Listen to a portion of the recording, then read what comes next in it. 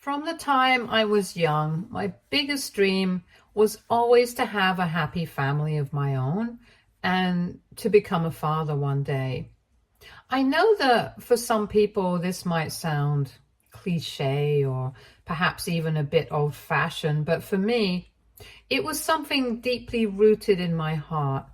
Growing up, I was fortunate enough to be raised by two incredible parents who had a relationship that I can only describe as truly special. My parents' relationship was a beacon of love and stability and something that I admired and aspired to emulate.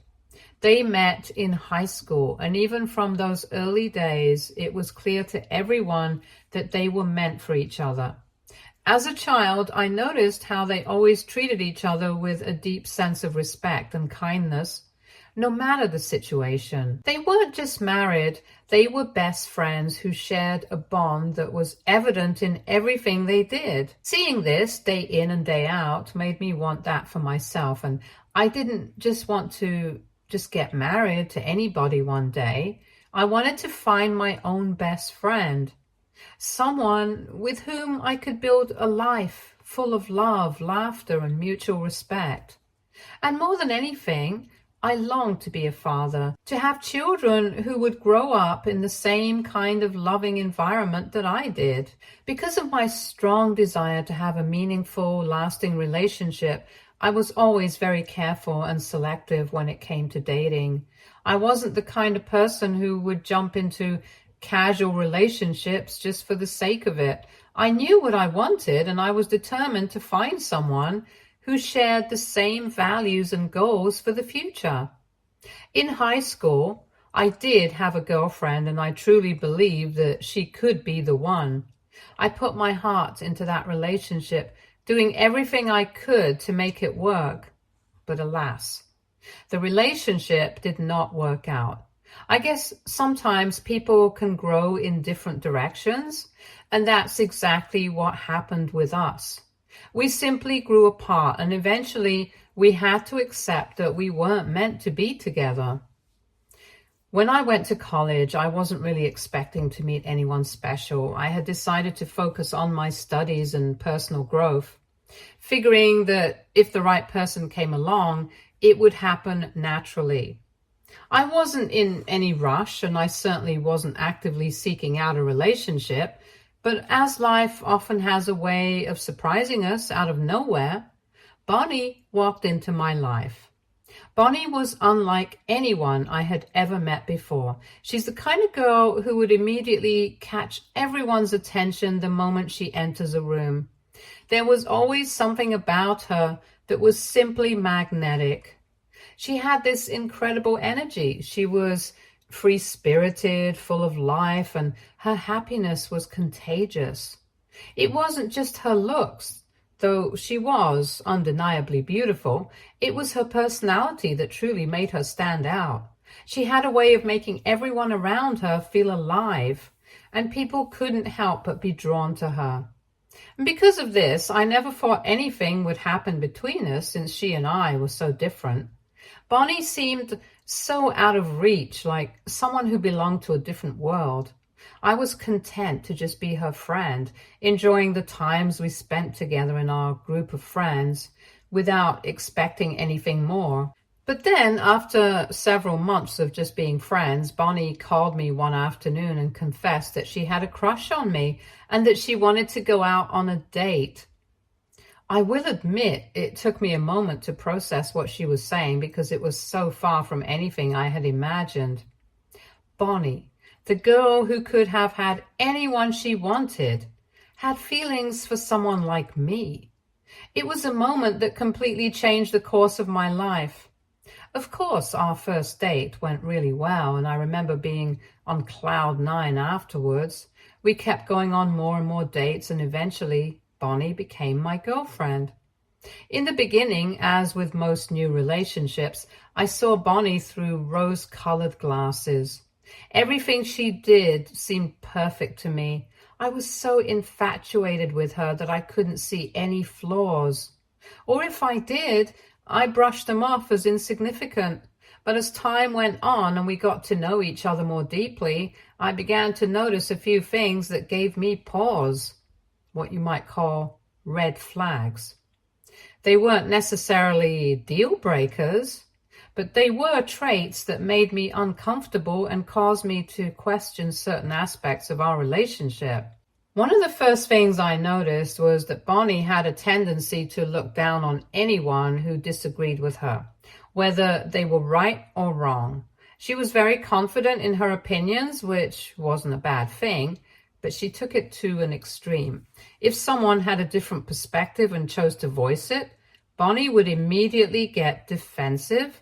Instead of engaging in a healthy discussion, she would start calling them out, often labeling them as stupid or ignorant.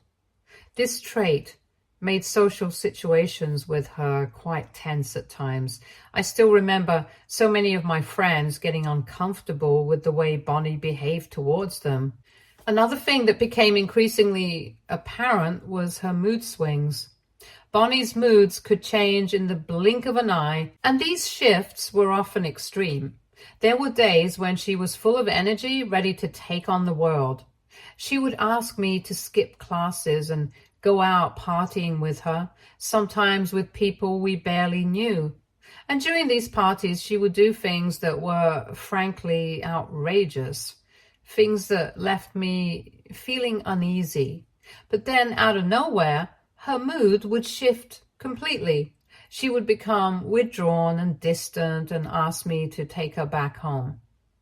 She would then lock herself in her room for days without any explanation. These emotional ups and downs were hard for me to navigate.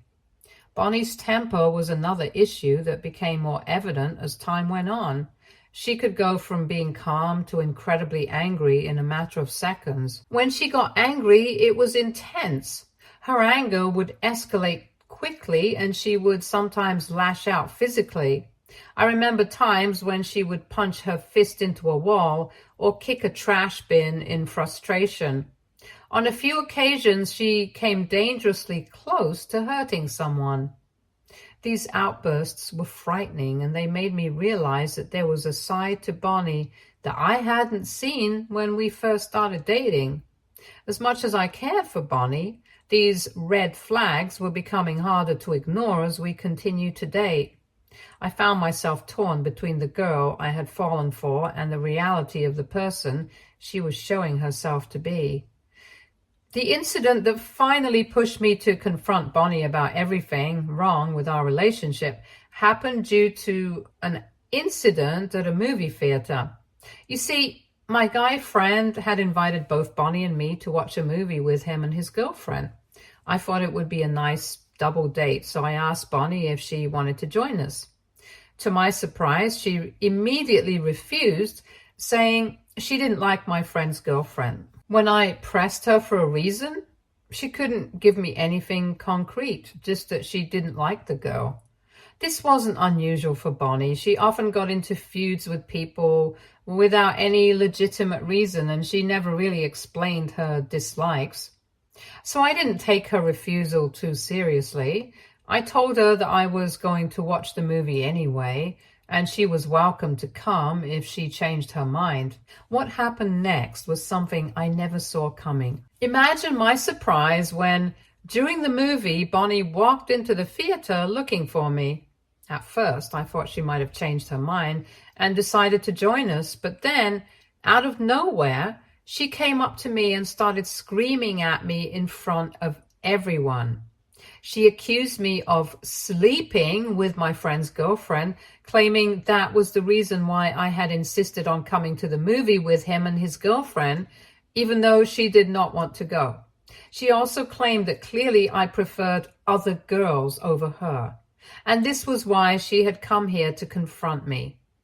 I was completely blindsided. Her outburst was so loud and aggressive that the entire theater turned to look at us. My guy friend and his girlfriend were understandably shocked and offended. They tried to defend themselves and me, but Bonnie wasn't having any of it. She loudly told them to stay out of it, insisting that this was between her and me. The situation quickly escalated, and I could feel the eyes of everyone in the theater on us. It was incredibly embarrassing. I didn't know what to do, so I just got up and walked out of the theater, leaving the movie unfinished. Bonnie followed me all the way to my car, still yelling at me, calling me a cheater and refusing to let it go. Up until that point, I hadn't said a word. I had let her vent, hoping she would eventually calm down, and then I could explain myself. But as I watched her continue to scream at me, something inside me snapped. I had reached my limit. I turned to her, and for the first time I yelled back.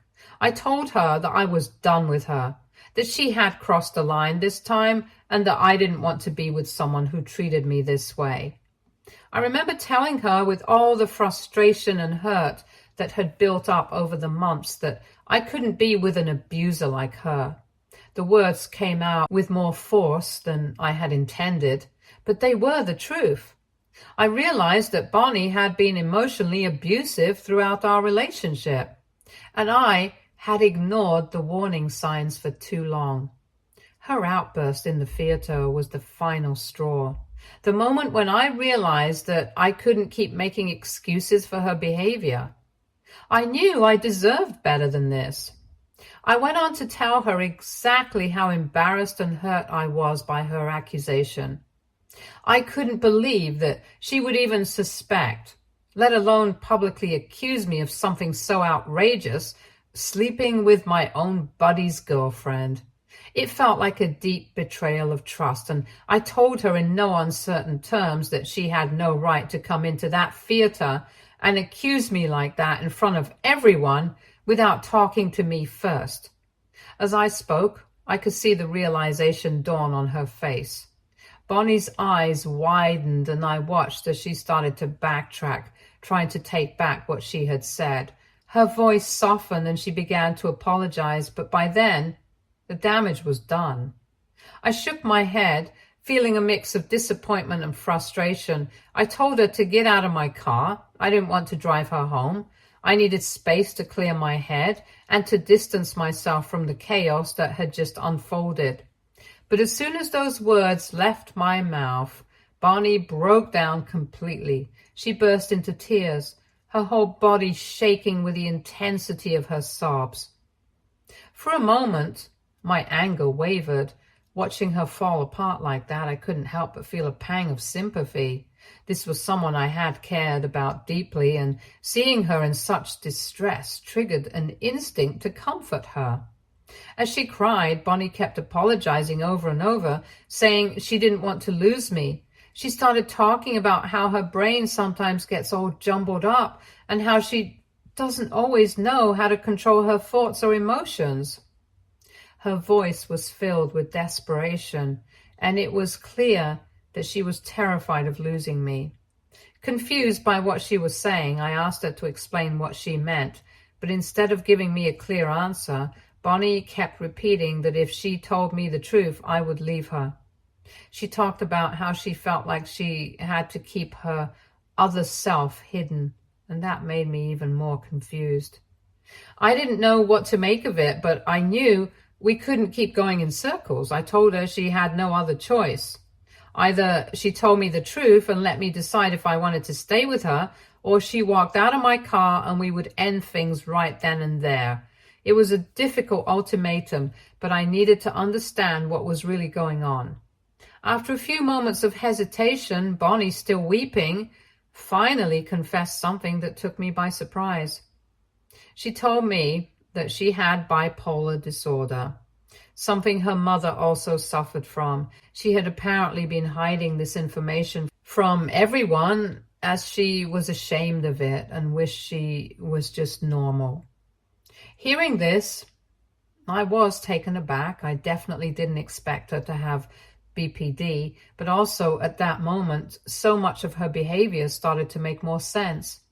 The extreme mood swings, the outbursts, the unpredictability, it all seemed to align with what I knew about bipolar disorder. Bonnie went on to explain that whenever she stopped taking her medication, her mind would fog up and she would start behaving irrationally. She said that wasn't who she truly was and that she hated how her disorder made her act. I asked her why she would stop taking her meds if she knew it made her worse, and Bonnie told me with tears streaming down her face that she just wanted to live her life like everyone else, and she hated the fact that she couldn't.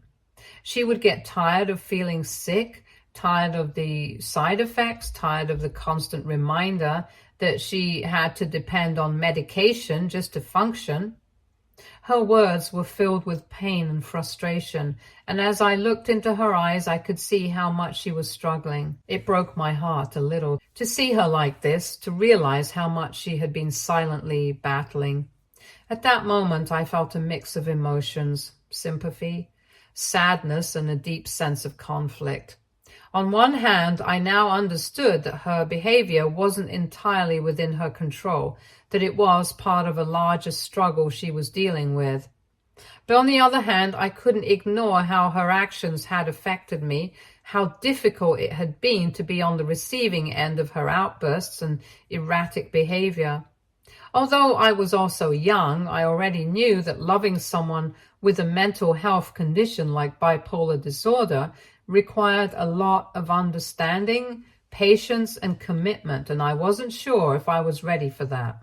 However, I realized that I loved Bonnie and couldn't just walk away without at least trying to make things work. Despite everything, there was a deep connection between us, and I didn't want to throw it away without giving her and us a chance to improve. So we sat down and had a serious discussion about what needed to change for our relationship to continue. I told her that the only way we could move forward was if she committed to seeing a therapist who specialized in bipolar disorder so that she could learn to better manage her emotions and behavior. I also emphasized that she needed to take her medication consistently without any more lapses. The conversation wasn't easy. It was emotional and raw. Bonnie could see how serious I was, and I could tell she was scared of losing me. But to her credit, she understood where I was coming from and promised to do whatever it took to get better for us. I made it clear that this was her last chance. Over the next few months, Bonnie kept her word. She began seeing a therapist who helped her navigate the complexities of living with bipolar disorder. She also made sure to take her medication consistently, recognizing that it was essential for her well-being and for our relationship.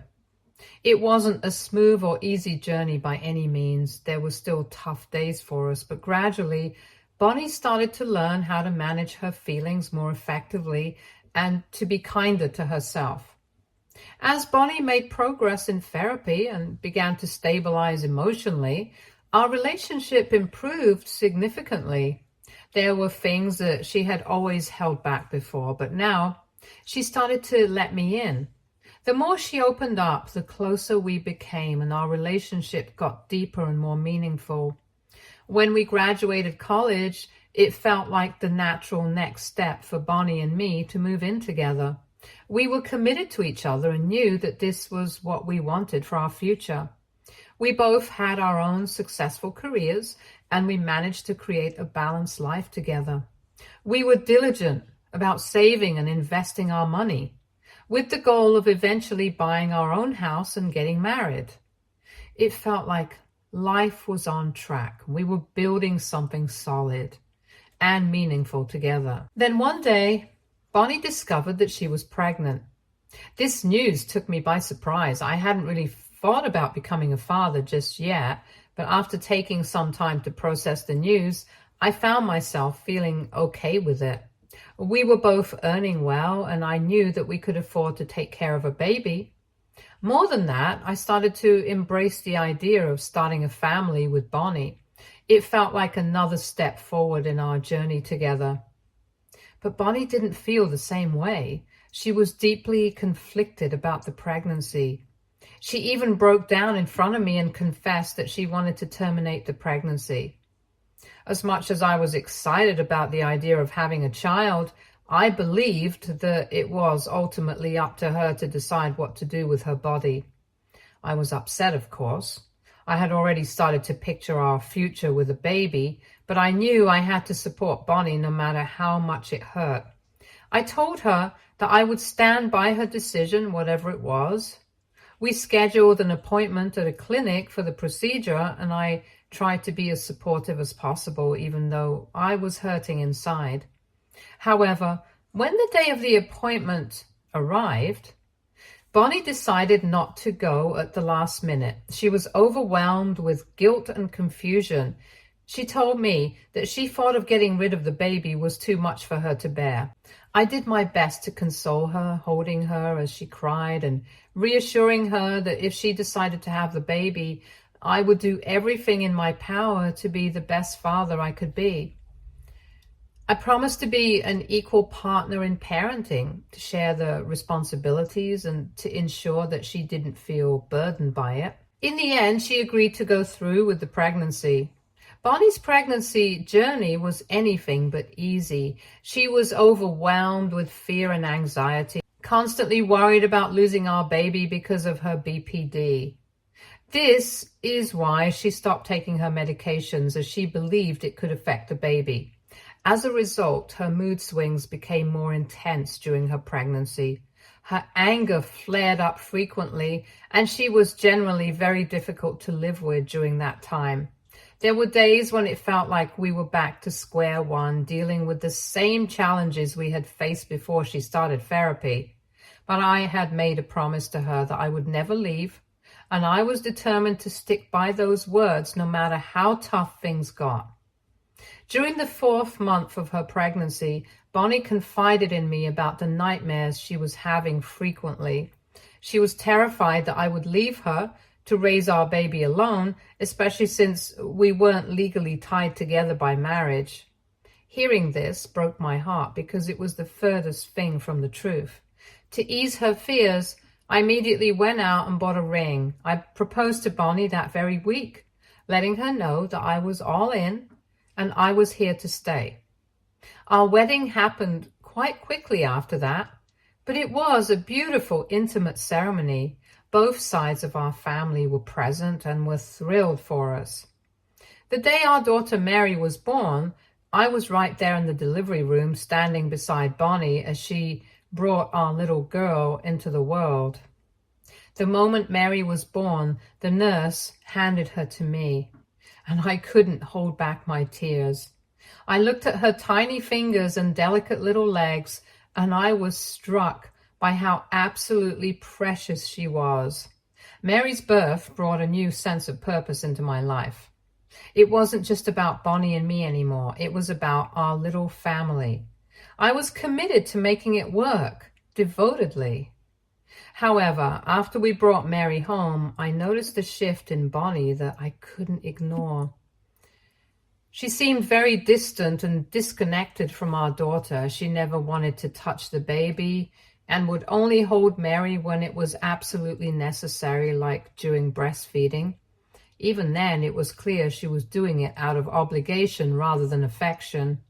I tried to be understanding. I knew that childbirth and the early days of motherhood could be overwhelming. I wanted to give Bonnie the space to rest and recover, so I took on as much of the household responsibilities as I could. I cooked her favorite meals, encouraged her to sleep in, made sure she didn't have to lift a finger around the house. I was more than happy to care for our daughter, but it was impossible to ignore Bonnie's growing irritation and coldness. Whenever Mary cried, Bonnie would glare at her with a look that I could only describe as resentment. I began to worry that she might be experiencing postpartum depression, a condition I'd heard about but didn't fully understand. I gently suggested that she talk to a therapist about how she was feeling, hoping that professional help could make a difference, but Bonnie would snap at me, telling me to mind my own business and shut down any further conversation on the topic. Then, one morning, about a month after Mary was born, I woke up to find Bonnie gone. Her side of the bed was empty. She was nowhere to be found in the house. At first, I tried not to panic, thinking she might have gone out to clear her head or grab a coffee.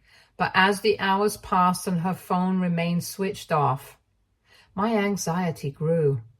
I called her parents and friends, hoping she had decided to visit one of them, but no one had seen or heard from her. A sinking feeling settled in my stomach. Something was very wrong. Desperate for answers, I searched through our bedroom, trying to find any clue as to where she might have gone. As I rummaged through her drawer, I came across a diary tucked away in the corner.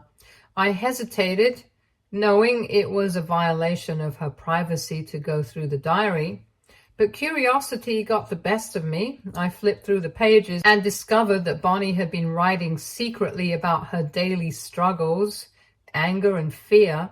I guess this was probably what her therapist had asked her to do, but as I was about to close the diary and put it back, my eyes accidentally landed on a page that stopped me cold. There, written in Bonnie's handwriting, were the words, "I wish I could kill Mary." I froze, unable to process what I had just read. My hands shook as I reread the sentence, hoping I had misunderstood, but deep down I knew what those words meant. My wife was clearly struggling far more than she had let on, and she had reached a point where she saw our innocent daughter as a threat, or worse, as something she needed to get rid of. I felt a mixture of fear, sorrow, and a deep sense of urgency. I called the police and reported Bonnie as missing, explaining the situation and the alarming diary entry. Then I reached out to our families, alerting them to what was happening. Her parents were understandably distressed and deeply concerned about their daughter. Eventually, the police located Bonnie at a motel. She admitted that she had fled home to prevent herself from harming Mary. Her parents took her in and sought immediate professional help to address her mental health issues. Over the weeks, Bonnie confided in them that she wanted a divorce from me because she felt she couldn't handle being married or living with the baby. This news left me heartbroken. I attempted to communicate with her, hoping to understand her perspective and find a way to resolve our issues, but Bonnie had already made up her mind. Her parents also supported her decision, so in the end, I moved forward with the divorce and took full custody of our daughter. This all happened 5 years ago, and since then I've been raising my daughter, Mary, as a single father, and we have come a long way. I've never brought up Bonnie to my daughter, feeling that she's still too young to understand, and fortunately, Mary hasn't asked many questions about her mother yet. However, today I am on Reddit because this week, out of the blue, Bonnie reached out to me. Since the divorce, my ex-wife hadn't attempted to contact me at all, and I had also respected her privacy. Over the years, I had in fact changed my number and moved to a new place to start fresh with Mary. Given all this, I was quite surprised to receive her call. To sum it up, Bonnie said she's in a much better place in her life and is now ready to meet Mary. I was taken aback by her words and reminded her of how she had been the one to walk away from us, so she couldn't just waltz back into our lives. Firmly, I told her I wasn't interested in reintroducing any drama into my daughter's life and wanted to protect her from potential instability. Hence, I wasn't going to allow her to meet my daughter until she was at least old enough to decide for herself. However, Bonnie argued that this was not fair and I should give her a chance. I reminded her how she never gave us a chance and left me high and dry with a 1-month-old baby to take care of all by myself. Bonnie then pressed me, saying that she was dating someone new who had apparently discovered that she had a daughter. She implied that it would reflect poorly on her if she didn't make an effort to reconnect with us. Bonnie proposed that we meet just once, at least, to discuss the future and see where things could go from there. I was pissed hearing this and told her that I did not care what her boyfriend thought of her and that me and my daughter were not her toys to play around with. Despite her continued pleas, I stood my ground and asked her not to reach out again. Since then, I've been feeling a bit guilty, hence AITA for not letting Bonnie into our lives again. Update 1. Thank you everyone for your responses. I am glad that a majority of you agree that I should not let my ex-wife anywhere near my daughter. I definitely made the right call. I also plan on finding out who shared my number with Bonnie, since this was a breach of trust. Update 2. So I finally found out that it was my own mother who had shared my number with Bonnie behind my back. When I asked her about this, she confessed immediately that she had stayed in touch with Bonnie over the years. She said she had always felt sorry for her and believed that Bonnie and I were endgame. And that's why she had shared my number, thinking it might lead to a reconciliation between Bonnie and me. I was furious when I heard this. I told my mother how delusional her thinking was. I reminded her of the countless nights I had spent alone, struggling to take care of my daughter without any support. I made it clear that Bonnie's BPD and her mood swings had severely impacted our lives. I told her how I had no intention of reintroducing chaos into my daughter's life. My mother did apologize, but I told her that if she ever gave Bonnie any more of our information, I would cut her out of my life, and by extension, my daughter's life as well. My father was also upset with my mother and fully supported my decision. Update 3. For everyone asking, me and Mary are doing okay. Bonnie tried reaching out a few more times after our last conversation, but I didn't answer her calls or listen to her voicemails. I've since blocked her number, and I'm focusing on continuing our lives as we have been. I'm determined to maintain the stability and peace we've worked so hard to build for Mary and myself. Stay tuned for more stories from Argo Relationships.